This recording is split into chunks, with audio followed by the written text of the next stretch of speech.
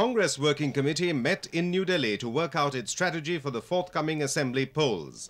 The meet endorsed proposals to reconstitute the state-level Congress committees, authorising the party president, Mr. P.V. Narisimha Rao, to take the necessary steps for this. The next CWC meet is likely to be held in Gandhinagar in Gujarat, and the new Gujarat Chief Minister is also likely to be selected soon.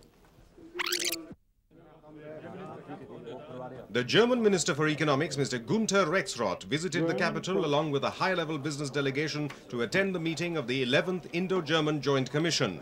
Mr. Rexrodt was unequivocal in stating that Germany would not allow human rights and other non-economic issues to come in the way of trade negotiations with India, and that Indian goods as well as Indian businessmen would be welcome in his country.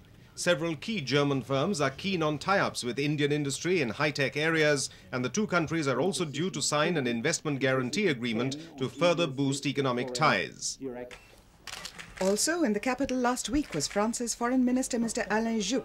Mr. Juppé, who is the first French foreign minister to visit India in the last 7 years, felt that there was a need to increase his country's awareness of the Indian economy in the wake of the liberalization drive underway here.